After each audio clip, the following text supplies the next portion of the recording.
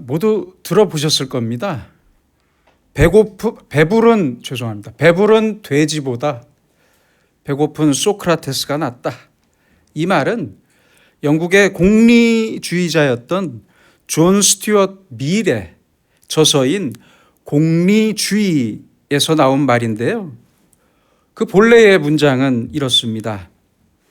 배부른 돼지보다는 배고픈 인간이 낫고 만족한 바보보다 소크라테스가 낫다. 바로 이 긴 문장을 줄인 것입니다. 다시 말하면 먹고 배가 불러서 아무 근심이 없는 동물보다는 고민하며 근심하는 인간이 낫고 원하는 것을 모두 가져서 생각이 없는 사람보다는 가진 것이 없더라도 고민할 것이 있는 소크라테스가 낫다는 말입니다. 그렇습니다. 이 세상을 살아가는 모든 인간과 모든 사회에는 근심이 있습니다. 또한 인간이 살아가는 모든 시간과 공간에도 근심이 있어요. 근심이 있습니다. 다만 무엇을 근심할 것이냐 하는 내 근심에 대한 문제만, 그 대상에 대한, 근심의 대상에 대한 문제만 남아있을 뿐입니다. 그 대상이 문제입니다. 걱정이 있냐 없냐의 문제가 아니라 어떤 것을 걱정하고 있느냐의 문제입니다. 그런데 사람들을 보면 정말 쓸데없는 걱정에 빠진 사람들이 참 많은 것 같습니다.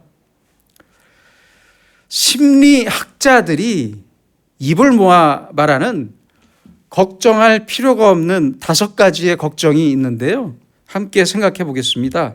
첫째는 지나간 과거의 일을 걱정하는 것입니다. 이미 지나간 일은 내가 울거나 떼를 쓰거나 아무리 애를 써도 이미 끝난 일이고, 이미 끝난 일을 걱정하는 것은 시간 낭비일 뿐이라는 말입니다. 둘째는 일어나지 않을 일을 걱정하는 것입니다.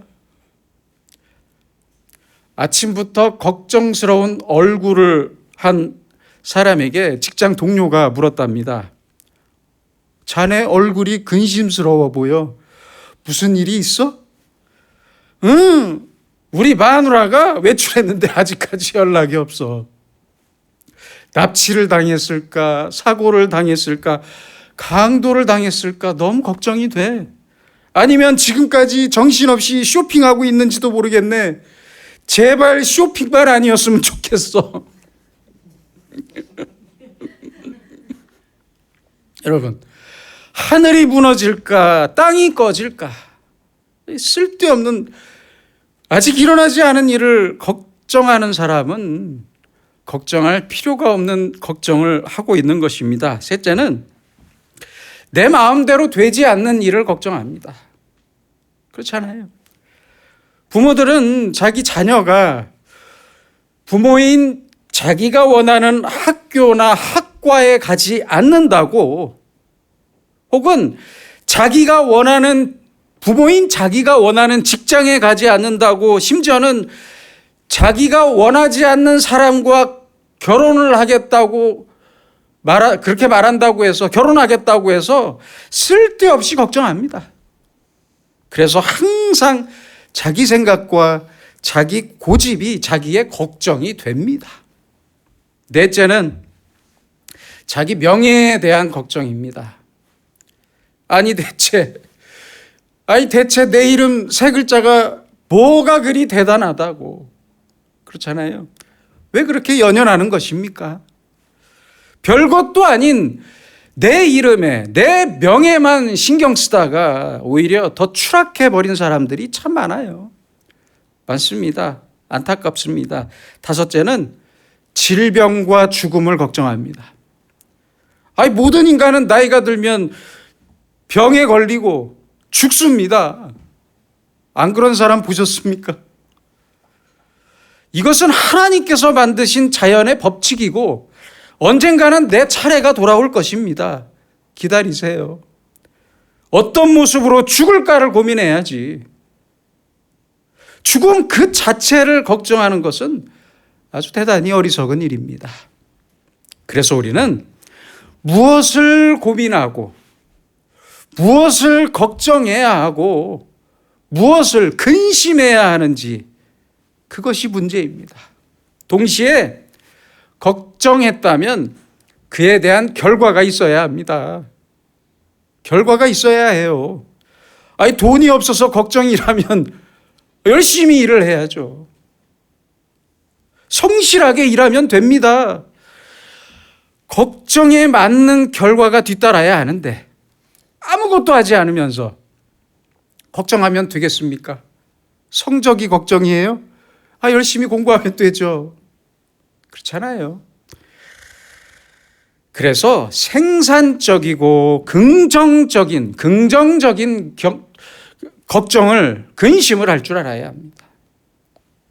비생산적인 걱정의 결과는 오히려 더 큰 걱정과 절망뿐입니다. 그렇잖아요. 이미 끝나버린 일, 일어나지 않을 일, 내 욕심과 명예에 대한 걱정은 아무 의미 없고 내가 늙고 병들고 죽는 것은 전혀 걱정할 일이 아니라 모두 내가 자연스럽게 받아들여야 할 일입니다. 그러므로 하지 말아야 할 걱정은 이제 당장 버리고 받아들일 것은 겸손히 받아들이면서 최선의 길을 걸어가야 합니다. 오늘 본문 말씀을 살펴보기 전에 우리는 먼저 그 전에 일어났던 일을 살펴봐야 합니다. 어머니가 아이를 낳듯이 사도 바울은 많은 어려움 속에서 고린도에 교회를 세웠어요. 그런데 어렵게 세워진 교회에 아주 부도덕한 사건과 분쟁이 있었습니다. 사도 바울은 이런 소식이 들려서 마음이 너무 아팠고 너무 사랑했던 교회였기 때문에 책망과 함께 간절한 마음으로 권면해야 했습니다. 충고해야 했습니다. 사랑하는 사람에게 책망할 때는 그렇죠. 내 마음도 아파요. 아프잖아요. 아프기 마련입니다. 만약 우리도 누구의 잘못을 지적하거나 책망할 때 내 기분이 통쾌하거나 기쁜 마음이 든다면 그것은 올바른 권면이 아니라 죄가 됩니다. 헷갈리지 마세요. 아무튼 바울은 아픈 마음으로 자기 손가락을 깨무는 마음으로 고린도 교회를 책망했고 이 책망을 저들이 어떻게 받아들일지를 또한 걱정했습니다. 이러한 바울의 걱정과는 달리 고린도 교인들은 바울의 편지를 통해 주님을 사랑하는 마음으로 깊이 뉘우치고 회개했고 다시 경건과 성결과 진실을 되찾을 수 있었습니다. 바울은 바로 전인 고린도 후서 7장 3절에서 이렇게 말씀합니다. 내가 이 말을 하는 것은 너희를 정죄하려고 하는 것이 아니라 내가 이전에 말하였거니와 너희가 우리 마음에 있어 함께 죽고 함께 살게 하고자 함이니라. 회초리로 때렸지만 죄송하다는 그 한마디에 자식을 안고 함께 우는 부모의 마음으로 바울은 오늘의 말씀을 통해 고린도 교인들을 위로하며 함께 기뻐했습니다. 고린도 교회는 바울의 뼈아픈 책망을 들으면서 깊이 근심했고 회개했습니다. 올바른 근심 때문에 다시 그들은 진실과 경건을 되찾을 수 있었던 것입니다. 그래서 문제는 근심을 하느냐 안 하느냐의 문제가 아니라 무엇을 근심하느냐 하는 것입니다. 아름다운 결과로 향하는 유익한 근심, 거룩한 근심, 하나님의 사랑이 근본이 되고 그 사랑에서 우러나오는 근심, 하나님의 뜻을 위한 근심을 해야 합니다. 해야 합니다. 그러한 근심이 우리에게 있어야 합니다. 나를 중심으로 하는 근심이 아니라 상대방을 사랑하고 하나님의 나라와 하나님의 의와 하나님의 뜻을 생각하면서 우러나오는 진심 어린 근심, 진심으로 아파하는 마음의 근심, 하나님을 사랑하기 때문에 생기는 근심이 참된 의미의 근심이라고 바울은 오늘 설명하고 있습니다.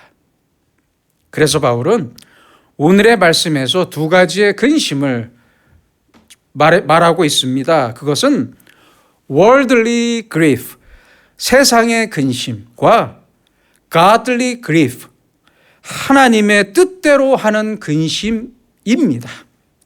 먼저 세상의 근심은 첫째로 손해에 대한 근심입니다.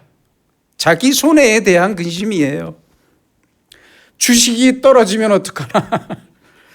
집값이 떨어지면, 사업이 실패하면 어떡하나? 걱정합니다. 배신당하면 어떡하나? 인기가 떨어지고 내가 사랑을 못 받으면 어떡하나? 이렇게 물심양면적으로 이기적이고 불확실하고 집착하는 것들에 대한 근심입니다. 둘째는 자기 정욕에 대한 근심입니다. 자기 욕심과 자기의 바람이나 소원이 자기의 뜻대로 되지 않을 것을 걱정합니다. 셋째는 자기 죄에 대한 근심입니다. 죄에 대한 후회는 있는데 회개가 없어요. 올바른 회개가 없습니다. 잘못한 것은 알아요. 내가 하나님께 잘못한 것은 알아요. 그러나 그것을 돌이킬 결단이 없습니다. 내가 그때 왜 그랬을까? 라면서 계속 자책하고 절망에 빠진 채 저 미래를 포기합니다.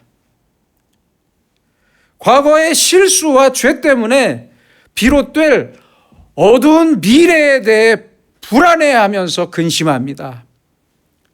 이것은 긍정적인 자기 성찰이 아니라 다른 사람을 원망하며 환경을 탓하는 자기 부정적이고 절망적인 불안과 근심입니다. 자기 죄로 인한 하나님의 징벌은 무서워하면서도 진실한 회개가 없기 때문에, 그리고 진실한 결단이 없기 때문에 자기의 죄 그 자체에 대해서는 이제 아무런 생각도 할 수가 없습니다.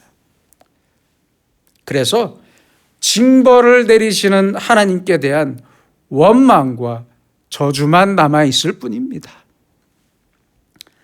다윗을 한번 생각해 봅시다. 다윗은 큰 죄를 지었어요. 자기 부하를 죽였잖아요. 살인을 저질렀어요. 하지만 죄 자체에 대한 두려움이 아니라 자신의 범죄 사실이 들키지 않을까, 이것을 걱정했어요. 왜요? 간음한 것이 들킬까 봐 그 부하를 죽였잖아요. 우리아를 죽였잖아요. 자신의 범죄 사실이 들키지 않을까 걱정했어요. 그래서 자신의 충성된 신하였고 밧세바의 남편이었던 우리아를 죽였잖아요. 죽였어요. 왜요? 그때 당시의 다윗은 하나님의 뜻대로 하는 근심, 하나님의 뜻과 하나님의 마음을 걱정하는 근심을 하지 않았기 때문입니다. 가인과 아벨도 생각해 봅시다. 가인과 아벨은 함께 제사를 드렸습니다. 그러나 하나님께서는 아벨의 제사만 받으셨습니다. 아니, 그렇다면 그 즉시 가인은 하나님의 뜻대로 하는 근심을 시작해야 했습니다. 하나님께서 왜 내 제사를 받아주지 않으셨을까? 이것을 근심하면서 해답을 찾아야 했습니다. 그런데 어떻게 했어요? 동생을 시기 질투하면서 결국 동생을 죽이고 말았습니다.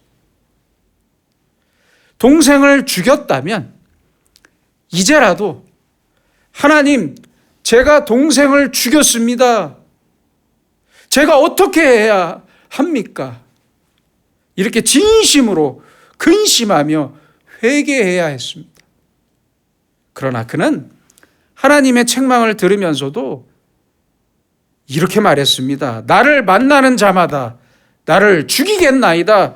진실한 반성이나 회개 없이 자기 목숨만 걱정했습니다.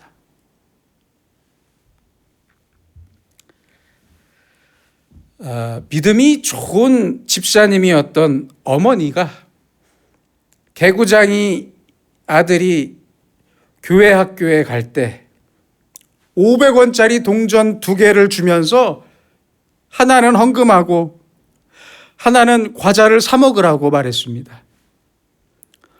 아이는 교회로 신나게 달려가다가 동전 하나를 떨어뜨렸어요. 그리고 그 동전이 그만 하수구로 빠져버렸습니다. 찾을 길이 없어요. 그러자 아이가 혼자 이렇게 말했답니다. 하나님 도나 안녕. 다행히 내 돈은 내 손에 있네. 예배 시간에 평소처럼 헌금하지 않고 가만히 앉아 있던 아이에게 선생님이 그 이유를 묻자 이렇게 말했대요. 선생님, 교회 오다가 하나님 돈이 하수구에 빠졌어요. 이렇게 말했다고 합니다. 여러분, 내 500원이 중요한 것입니까? 하나님의 500원이 중요한 것입니까? 깊이 생각합시다. 지금 나의 관심은 어디 있습니까? 나는 지금 무엇을 걱정하고 무엇을 고민하고 무엇을 근심해야 합니까? 나의 죄는 마땅히 부끄럽고 걱정해야 할 것입니다. 그러나 회개는 부끄러운 것이 아닙니다. 내가 잘못한 일, 내 죄 자체는 당연히 근심하며 두려움을 가져야 하지만 그 죄의 결과인, 내 죄의 결과인 징벌과 심판은 두려워하지 마세요. 두려워할 것이 아닙니다. 두려워하지 말아야 합니다. 죄 자체와 죄의 결과를 놓고 우리는 둘 중에서 무엇을 근심하고 있습니까? 무엇을 근심해야 합니까? 나의 죄를 근심하면서 하나님 앞에 무릎 꿇고 있습니까? 아니면 내 죄 때문에 다가올 징벌이나 사람들의 손가락질이나 비판 또는 내 명예가 떨어지고 복을 받지 못할 것을 근심하며 괴로워하고 있습니까? 깊이 생각하시기 바랍니다. 죄로 인한 결과들을 두려워하는 근심, 이것은 모두 세상의 근심이고 사망에 이르게 하는 근심일 뿐입니다. 이제 바울은 10절에서 하나님의 뜻대로 하는 근심, 즉 하나님의 뜻과 하나님의 마음으로 걱정하는 근심을 잘 설명해 주고 있습니다. 하나님의 뜻대로 하는 근심은 후회할 것이 없는 구원에 이르게 하는 회개를 이루는 것이다. 얼마나 귀한 말씀입니까? 예수 그리스도의 십자가의 은혜로 우리는 모두 이미 용서를 받았습니다. 그렇잖아요. 그래서 용서받지 못한 결과인 심판이나 징벌 또는 지옥을 걱정하는 것이 아닙니다. 그런 것들을 걱정하지 마세요. 하나님의 은혜로 우리는 구원을 받았습니다. 하지만 저 천국에 가서 하나님 앞에 설 때 부끄러움이 많은 것이 걱정입니다. 그것이 근심입니다.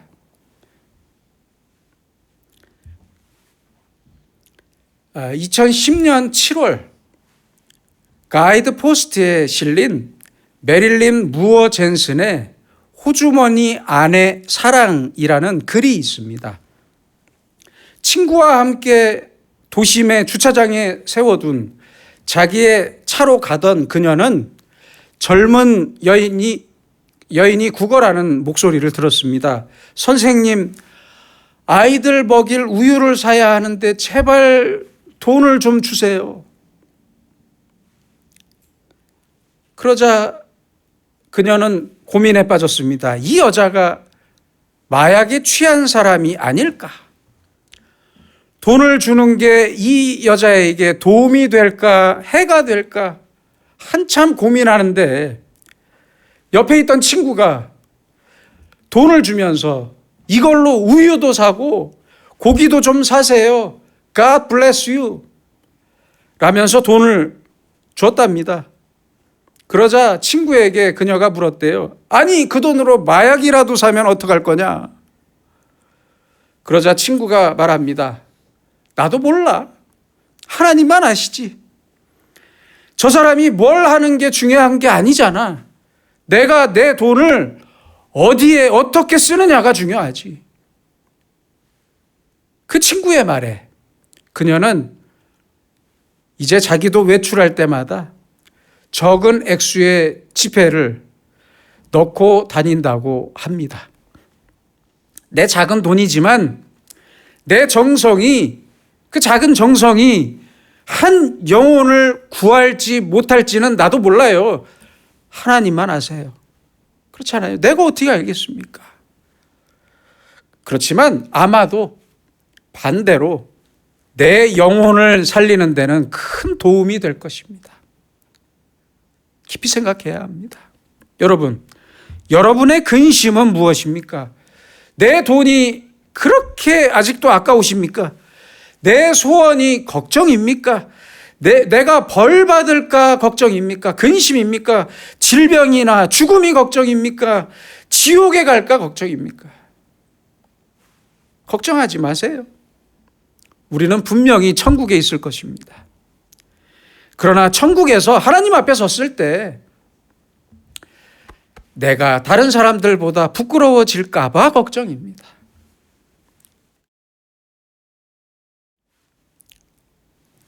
한번 생각해 봅시다.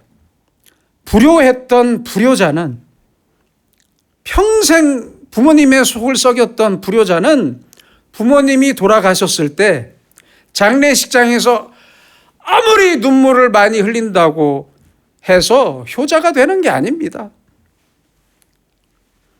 잘 생각하셔야 돼요. 우리도 내가 하나님 앞에 섰을 때 그때의 내 모습이 어떤 모습일지, 하나님께서 내 인생에 대해서 뭐라고 말씀하시고 내가 무슨 말을 할 수 있을지, 그것을 근심하라는 말씀입니다. 우리는 그동안 하나님의 마음을 너무 많이 아프게 했고 하나님의 말씀을 너무 많이 거역하며 살았습니다. 많은 사랑과 은혜를 받았지만 하나님의 사랑을 배신했고 그 은혜를 버릴 때가 너무 많았습니다. 바로 그것이 두려운 것입니다. 그래서 이 사실을 근심하며 회개하라는 말씀입니다. 바울은 11절에서 말씀합니다. 하나님의 뜻대로 하게 된 근심, 내 뜻이 아닌 하나님의 뜻을 마음 아파하는 그 근심 때문에 얼마나 많은 변화가 일어났느냐. 그 변화에 대해서 길게 설명하고 있습니다. 다시 열정이 생겼고 바울을 변호했고 의분이 일어났으며 하나님을 두려워하게 되었고 또한 하나님을 사랑하게 되었고 다시 열심을 냈고 죄악을 벌하면서 너희의 깨끗함을 나타내었다.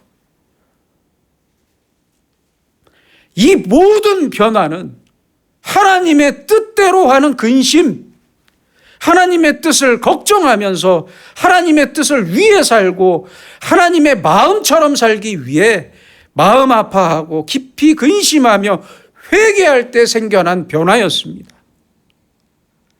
하나님께서 내게 베푸신 그 사랑과 은혜를 깊이 생각하면서 자녀된 자의 마땅한 본분을 다하지 못한 것에 대한 너무 죄송하고 아파하는 마음, 바로 여기에 우리의 관심과 우리의 근심이 있어야 합니다. 아무 일 없기를 바라지 마세요. 열심히 걱정하고 열심히 근심하면서 마음 아프게 삽시다. 내 마음이 아파야 합니다. 내 마음과 내 욕심이 아니라 하나님의 마음으로 내가 무엇을 위해 기도하고 무엇을 위해 살아야 하는지를 가슴 아프게 근심하며 살아야 합니다. 조금 시간이 남아서 제가 준비하지 않은 이야기지만 조금 시간이 남아서 말씀을 드리겠습니다. 최근에 뉴스를 봤더니요, 어느 큰 교회 담임 목사가 설거지하는 여자 집사님들에게 호수로 물을 뿌렸대요. 참 이해가 안 가는데 그런 일이 있었어요. 그래서 옷이 홀딱 젖었대요.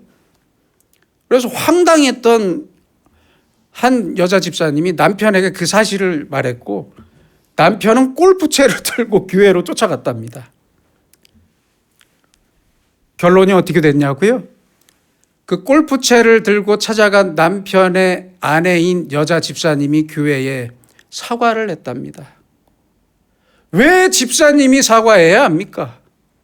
목사가 사과해야죠. 왜 이렇게 비상식적인 겁니까? 왜 사람들이 갈수록 욕심이 많아지고 남에게 베풀지 못하는 것입니까? 근심하지 않아서 그래요. 하나님의 뜻대로 하는 근심이 없이 살기 때문입니다.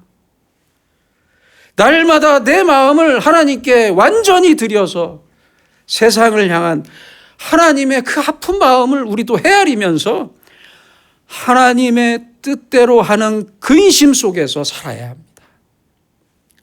이 근심이 있는 한 후회가 아닌 회개가 있을 것이고 세상의 모든 걱정에서 자유할 수 있을 것입니다. 자유할 수 있습니다. 마땅히 근심해야 할 것을 근심하며 살 때 비로소 우리는 진실한 회개가 있는 구원의 길, 성숙한 신앙의 길을 걸어갈 수 있습니다. 기도하겠습니다. 사랑과 은혜의 주님, 우리는 그동안 걱정하지 말아야 할 것에 내 생각을 집중했고 걱정할 필요가 없는 일들에 내 시간과 노력을 집중했습니다. 걱정하며 절망했고 근심하며 원망했습니다. 주여 우리를 불쌍히 여겨 주시옵소서.